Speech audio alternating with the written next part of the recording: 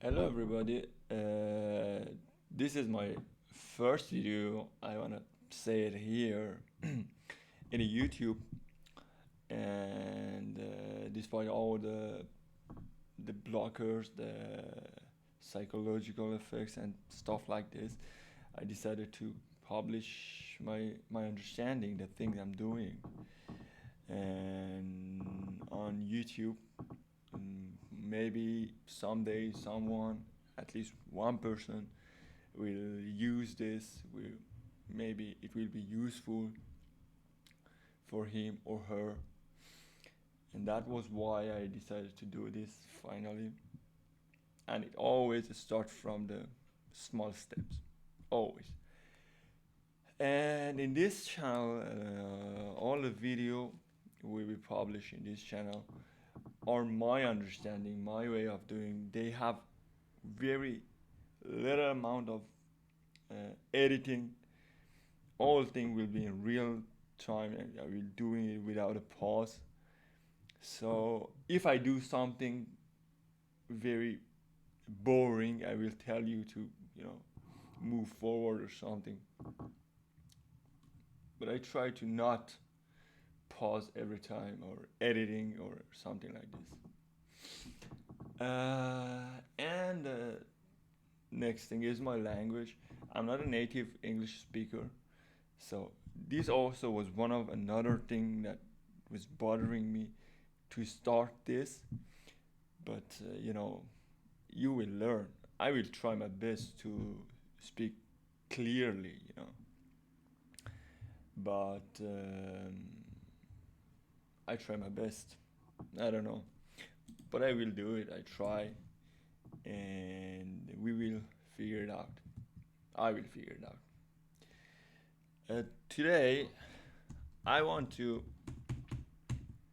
speak about what C looks like to a Python developer. I am not a professional Python developer nor a professional C developer, but for like most of the time, I was working with Python for years, not as a professional, but I was working. I was shipping some product or something, and recently I got interested into C and how C programming language work under the hood, and how does it look like.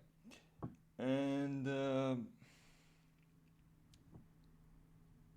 here today, I want to show you one of one of the first thing in C, which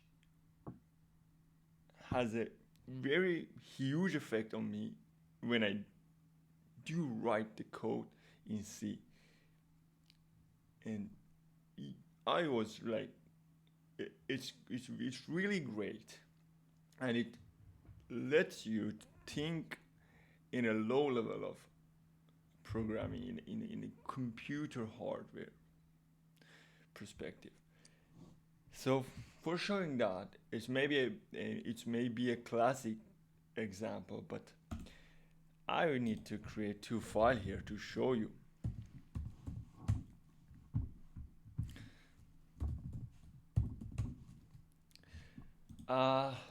That thing was in every C programming, we have to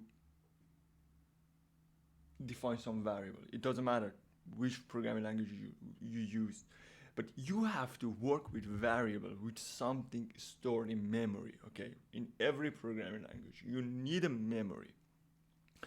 In C, you have to define what type that specific location of the memory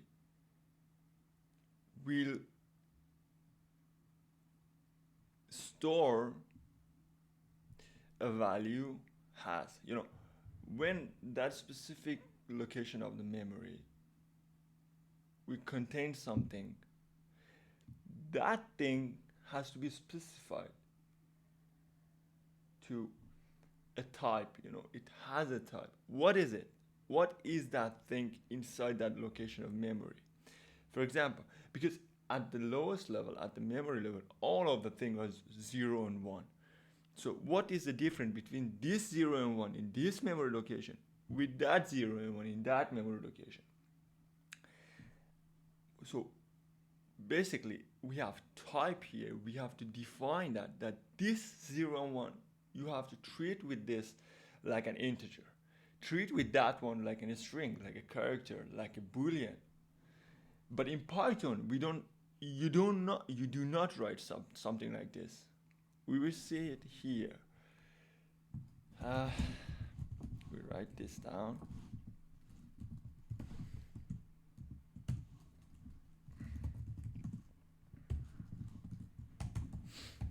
For example, here I want to create a variable and save a value in it, an integer value. So I have to say int age equal 24. Okay, but here in Python, you write age equal 24. That's it. Look at the difference. Here, it's in Python, it's very high level. It is very high level. You don't need to think about this int. Think about what are you doing. The interpreter here in Python and all the abstraction layers, they will figure it out that what is the age actually. Is it an integer or a string or anything else? But here you have to define what is it. And if you assign a wrong value here, you will get an error. You cannot compile your code. And you can print this actually. You can print here. You have to include a header here.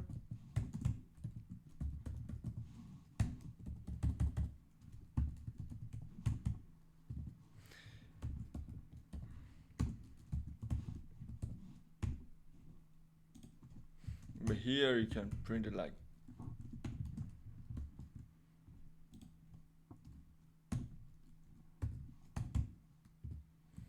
age not. So here you also this one. This is a formatter string, format string. So it's like a pattern that you say to the printf function or method that this age treat with this variable like an integer, for example. You know, so you will tell the type, that memory location, what is it inside it? What do we have there? So compiler then knows what to do because you define them, you tell him before. But here, it doesn't matter what is the thing that you wrote here. 24 string, a character, an interpreter of a Python will figure it out, we handle it. It's very easy to write, but it's not intuitive. This is very good. So let's, if we can run this, why not? You have to compile your program in C. I always use extra warning and to see all the warning, all the errors, you know, and then try to solve them. It's really cool. And then here we have this py, we have standard of C99. Here GCC implementation, GCC has an implementation of C99. It's a standard of C, but it's not a part of this video. And tests, and that's it. What is it?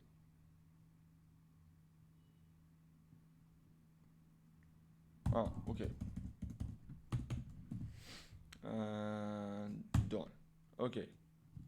and the Python actually will be like this. So we'll do it like this: Python test .py done. 24. See, you have to do this. You have to compile the code first. This one, no, we will run the code line by line. This one is very fast. One of the reasons is this. You define all of this. You will tell this, but in Python you will not tell anything. It will figure this out. So this costs a lot, and it decreases the speed and increases the memory usage somehow. And that's it. And that's the first video. That was the thing that it was very interesting for me at the first. And all of this notation and all of this, you have to define things and work with it. You know, it's really interesting. And maybe in some video I will show how it's really this is speed comparing to each other.